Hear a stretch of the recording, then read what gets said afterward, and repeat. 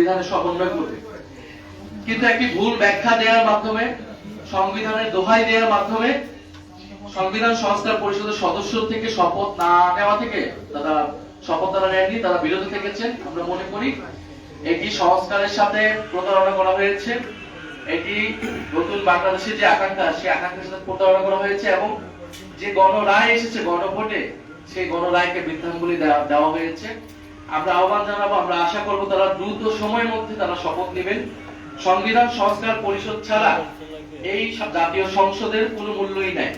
আমরা গণ অভ্যুত্থানের পরে ঐক্যমত্য কমিশনের আলোচনার মাধ্যমে, নির্বাচনের মাধ্যমে, গণভোটের মাধ্যমে এই জাতীয় সংসদে যাচ্ছি, কারণ এই জাতীয় সংসদ শুধু জাতীয় সংসদ না, এই জাতীয় সংসদ একটি সংবিধান সংস্কার পরিষদ হিসেবে কাজ করবে এবং সংবিধান পরিবর্তন করে বাংলাদেশের গণতান্ত্রিক যে সংস্কার, বাংলাদেশের প্রতিষ্ঠানগুলোর যে সংস্কার, সেই সংস্কারগুলো নিশ্চিত করবে।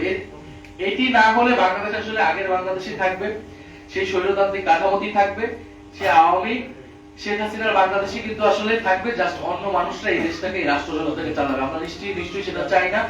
সংস্কারের আকাঙ্ক্ষা সরকার দলের যারা রয়েছেন, যারা নেতৃত্বে যিনি আছেন, তারাও বলেছেন, হ্যাঁ ভোটের প্রচারণা তারা করেছেন। ফলে আমরা আশা করব অতি দ্রুত সময়ের মধ্যে তারা সংবিধান সংস্কার পরিষদ হিসেবে শপথ নেবেন এবং কারণ জাতীয় সংসদ এই সংবিধানের এই যে মৌলিক কাঠামোর পরিবর্তনগুলা, সেই পরিবর্তনগুলা শুধুমাত্র সংসদের মাধ্যমে, সংসদ সদস্যদের মাধ্যমে হওয়া সম্ভব নয়। এই আলোচনা, এই তর্ক বিতর্ক কিন্তু সেই ঐক্যমত কমিশন থাকতেই কিন্তু আমরা করেছি। ফলে আমরা সরকারি দলের প্রতি আহ্বান জানাচ্ছি, দ্রুত সময়ের মধ্যে জাতীয় সংসদকে কার্যকর করতে সে অধিবেশন ডাকা হোক এবং তার আগে সংবিধান সংস্কার পরিষদ সদস্য হিসেবে তারা শপথ নিক এবং সংবিধান একই সময়ে যাতে সংবিধান সংস্কার পরিষদের অধিবেশন ডাকা হয়, আমরা সেই আহ্বান জানাচ্ছি। দ্বিতীয়ত, আপনারা দেখেছেন যে নতুন একটি মন্ত্রিসভা গঠিত হয়েছে বাংলাদেশ জাতীয়তাবাদী দল বিএনপির নেতৃত্বে। জনাব তারেক রহমান প্রধানমন্ত্রী হিসেবে শপথ নিয়েছেন, তার নেতৃত্বে এই মন্ত্রিসভা নিয়ে আমাদের কিছু পর্যালোচনা রয়েছে। কারণ স্বাভাবিকভাবে আমরা আশা করেছিলাম যে এই মন্ত্রিসভা বা যেই জিতুক না কেন এই নির্বাচনের মাধ্যমে তারা পরবর্তী যে সরকার নেতৃত্ব দিবে, মন্ত্রিসভা গঠিত হবে, তা নতুন বাংলাদেশের যে আকাঙ্ক্ষা, সংস্কারের যে আকাঙ্ক্ষা, পরিবর্তনের আকাঙ্ক্ষার সাথে সামঞ্জস্যপূর্ণ হবে। কিন্তু এই মন্ত্রিসভা দেখে আমাদের কাছে কোনোভাবে মনে হয়নি এটি পরিবর্তনের যে আকাঙ্ক্ষা, সেই আকাঙ্ক্ষার সাথে সামঞ্জস্যপূর্ণ। বরং এটি আসলে পুরনো বন্দোবস্তের যে ধারাবাহিকতা, আমরা সেটি দেখতে পাচ্ছি এই মন্ত্রিসভা গঠনের মধ্য দিয়ে। এই কারণগুলো আমরা বলছি।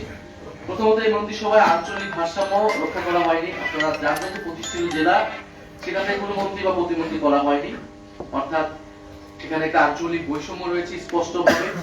এই মন্ত্রিসভা অন্তর্ভুক্তিমূলক হয়নি এবং প্রতিনিধিত্বশীল হয়নি।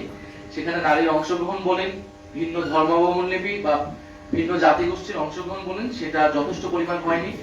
প্রতিনিধি জনগণের সার্বিকভাবে জেলা বলেন, ধর্ম, বর্ণ সব মিলে এটা প্রতিনিধিত্বমূলক বা অন্তর্ভুক্তিমূলক মন্ত্রিসভা হয়নি বলে আমরা মনে করছি।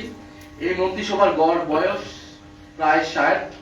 মন্ত্রিসভায় কিছু তরুণদেরকে সুযোগ দেওয়া হলেও কিন্তু মন্ত্রিসভার গড় বয়স যদি দেখেন সেটা কিন্তু 60। অর্থাৎ আমরা যে তারুণ্য নির্ভর বাংলাদেশের কথা ভেবেছি, তারুণ্য নির্ভর বাংলাদেশের কথা বলেছি, জুলাইয়ে যে তারুণ্য শক্তি বাংলাদেশের পথ দেখিয়েছে, আমরা তার প্রতিফলন এই মন্ত্রিসভায় দেখতে পাইনি। সবচেয়ে অ্যালার্মিং যে বিষয়টা, এই মন্ত্রিসভায় প্রায় 62% মন্ত্রী বা প্রতিমন্ত্রীগণ তারা ব্যবসায়ী, অর্থাৎ অর্ধেকেরও বেশি হচ্ছে ব্যবসায়ী। ব্যবসায়ী হওয়াটা অপরাধ নয়, কিন্তু এটার যেটা বললাম যে প্রতিনিধিত্বমূলক হওয়া উচিত, রাজনীতিবিদ এবং বিভিন্ন শ্রেণী পেশার মানুষ থাকা উচিত। কিন্তু যখন আপনি 62% অর্ধেকেরও বেশি ব্যবসায়ীদেরকে মন্ত্রিত্বে দিবেন মন্ত্রী প্রতিমন্ত্রী হিসেবে, তারা ব্যবসায়ীদের স্বার্থ রক্ষা করবে, জনগণের স্বার্থ রক্ষা করবে না। এবং এই ব্যবসায়ীদের মধ্যে উল্লেখযোগ্য সংখ্যক আছে যাদের ঋণ খেলাপির অভিযোগ রয়েছে, যেটা আমরা যখন নমিনেশন দেওয়া হয়েছিল তখনই কিন্তু আমরা এই অভিযোগগুলো করেছিলাম। অর্থাৎ নমিনেশন দেওয়ার ক্ষেত্রে যেরকম আমরা কোনো নতুনত্ব পাইনি, বিএনপির নমিনেশন দেওয়ার ক্ষেত্রে যেমন আমরা কোনো নতুনত্ব পাইনি, এই মন্ত্রিসভা গঠনেও আমরা কিন্তু কোনো নতুনত্ব পাইনি। ঋণ খেলাপিদেরকে মন্ত্রিত্ব দেওয়া হয়েছে। আমি নাম না নিয়ে যদি বলি, 3টি গুরুত্বপূর্ণ মন্ত্রণালয়, সবচেয়ে অনেক বড় বাজেটের মন্ত্রণালয়, এমন একজনকে দেওয়া হলো যিনি রিয়েল এস্টেট ব্যবসায়ী এবং হত্যা মামলার আসামি। ব্যবসায়ীর স্বার্থে একটা হত্যাকাণ্ড ঘটিয়েছে, যার অভিযোগ রয়েছে তার প্রতি, তার কর্মী সমর্থকদের প্রতি এবং দলেও তিনি অত গুরুত্বপূর্ণ কেউ না, শুধুমাত্র আর্থিক ব্যবসায়িক এবং দুর্নীতির কারণেই তাকে সে মন্ত্রণালয়ে দেওয়া হয়েছে। ফলে এরকম ঋণ খেলাপি, আরো ঋণ খেলাপি রয়েছে, তাদেরকে বিভিন্ন মন্ত্রণালয়ে দেওয়া হয়েছে। বিএনপির প্রায় 62% নির্বাচিত যারা সদস্য রয়েছে, সংসদ সদস্য, তাদের কোনো না কোনো ভাবে তাদের ঋণ রয়েছে। 62% সংসদ সদস্যদের, যার ঋণের পরিমাণ হচ্ছে 18,868 কোটি টাকা। এটা আমার মত না, এটা হচ্ছে টিআইবির একটা রিপোর্ট অনুযায়ী 18,868 কোটি টাকা ঋণ তাদের সম্মিলিত 62% সদস্যের। আমরা জানতে চাই তারা, জনাব প্রধানমন্ত্রী জনাব তারেক রহমান দুর্নীতির বিরুদ্ধে কঠোর অবস্থানের কথা বলছেন, কিন্তু তার নিজের মন্ত্রিসভা এবং তার নিজের যে সংসদ সদস্য, তাদের সরকারি দল রয়েছে, তারা যে ঋণগ্রস্ত অবস্থা আছে, সেই ঋণ তারা কবে পরিশোধ করবে? বাংলাদেশের মানুষ সেটা জানতে চায়, বাংলাদেশের জনগণ সেটা জানতে চায়। সেই ঋণ পরিশোধ করে তারপরেই দুর্নীতির বিরুদ্ধে কথা বলা উচিত, কারণ দুর্নীতি প্রতিরোধ আসলে নিজের ঘর থেকে করতে হবে, নিজের দল এবং মন্ত্রিসভা থেকে করতে হবে। ফলে আমরা দেখতে পাচ্ছি যে এই মন্ত্রিসভায় ব্যাপক ধরনের আর্থিক অস্বচ্ছ, দুর্নীতিগ্রস্ত এবং ঋণ খেলাপের অভিযুক্ত, হত্যা মামলার আসামি, এই ধরনের লোককে এই মন্ত্রিসভায় স্থান দেওয়া হয়েছে। নিশ্চয়ই কিছু ভালো অভিজ্ঞ লোকদেরকে এই মন্ত্রিসভায় স্থান দেওয়া হয়েছে, আমরা সেটাকে সাধুবাদ জানাই। কিন্তু আমরা আশা করেছিলাম যে এই মন্ত্রিসভাটা জুলাই গণঅভ্যুত্থান পরবর্তী প্রথম নির্বাচনে বিজয়ী সরকার, বিজয়ী দলের যে মন্ত্রিসভা আছে, সেটা সম্পূর্ণরূপে পরিমাণ ফ্রেশ থাকবে। 2001 থেকে 2006 দুর্নীতির অভিযোগ ছিল, বিভিন্ন সময় প্রমাণিত হয়েছে, এই ধরনের লোকদেরকে কিন্তু মন্ত্রিসভায় স্থান দেওয়া হয়েছে, মন্ত্রী বা প্রতিমন্ত্রী পর্যায়ে স্থান দেওয়া হয়েছে। ফলে এটা আমাদের আসলে জন আকাঙ্ক্ষার সাথে যাচ্ছে না, পরিবর্তন বা সংস্কারের আকাঙ্ক্ষার সাথে এই মন্ত্রিসভা যাচ্ছে না, এবং এই মন্ত্রিসভা দুর্নীতি প্রতিরোধ করতে পারবে বলেও আমরা মনে করছি না। বরং এটা দুর্নীতিগ্রস্ত আমাদের যে মাফিয়া সিন্ডিকেট ভিত্তিক আমাদের যে অর্থনৈতিক ব্যবস্থা, রাজনৈতিক ব্যবস্থা ছিল বিগত আমলে, আমরা দেখেছি সেটারই ধারাবাহিকতা করবে বলে আমাদের কাছে মনে হচ্ছে। তারপরে এই মন্ত্রিসভা অন্তর্বর্তী সরকারের গুরুত্বপূর্ণ ব্যক্তিরা এই মন্ত্রিসভায় স্থান পেয়েছে, অনেকে নির্বাচিত হয়ে, অনেকে টেকনোক্রেট কোটায় তারা স্থান পেয়েছে।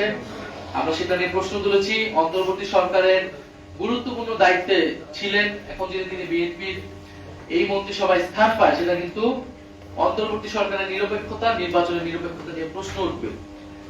আপনারা অলরেডি সেটা জেনেছেন, আমি বলেছি যে পররাষ্ট্রমন্ত্রী হিসেবে যাকে দেওয়া হলো, ডক্টর খলিলুর রহমান, এই অন্তর্বর্তী সরকারের সময় অনেক ব্যক্তিকে বিদেশ থেকে আহ্বান করে নিয়ে আসা হয়েছিল। আমরাও আহ্বান জানিয়েছিলাম, দেশের স্বার্থে, দেশের কাজের জন্য তাদের এক্সপার্টাইজকে আমরা ব্যবহার করতে চেয়েছি, যাতে দেশ এবং সরকার উপকৃত হয়। আমরা সাধুবাদ জানিয়েছিলাম। এখন সেই এক্সপার্টাইজকে যদি ব্যবহার করতে হয় পরবর্তী সময়েও, সেটা সমস্যাজনক নয়, কিন্তু এটা অবশ্যই একটা কনসেনসাসের ভিত্তিতে হতে হবে।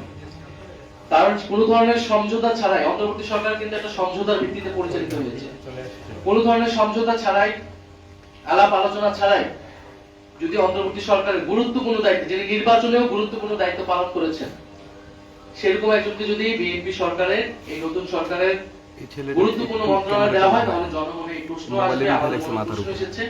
আমরা আশা করব যে এই প্রশ্নের সুরাহা প্রধানমন্ত্রী করবেন, এই মন্ত্রিসভা করবেন, এবং যার পদত্যাগ বিএনপির একসময় নিজেই চেয়েছে অন্তর্বর্তী সরকারের সময়, তখন আমরা এটার বিরোধিতা করেছিলাম।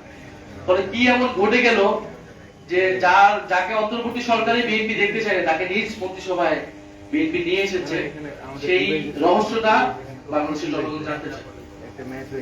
তৃতীয় গুরুত্বপূর্ণ বিষয়টি হচ্ছে যে সবচেয়ে অ্যালার্মিং, আমরা দেখতে পাচ্ছি গত 2-1 দিন ধরেই যে বাংলাদেশে ফ্যাসিস্ট আওয়ামী লীগদেরকে পুনর্বাসনের একটা প্রচেষ্টা চলমান আছে। বিভিন্ন জেলা উপজেলায় আওয়ামী লীগের কার্যালয় খুলে দেওয়া হচ্ছে, এবং মিডিয়াগুলোতেও কিছু কিছু মিডিয়া সেটাকে ব্যাপকভাবে প্রচার করছে, এমন ভাবে যেন উৎসাহ দেওয়া হচ্ছে। আওয়ামী লীগ কিন্তু কার্যত এবং আইনত নিষিদ্ধ একটি সংগঠন, এবং তার বিচার প্রক্রিয়া চলমান আছে।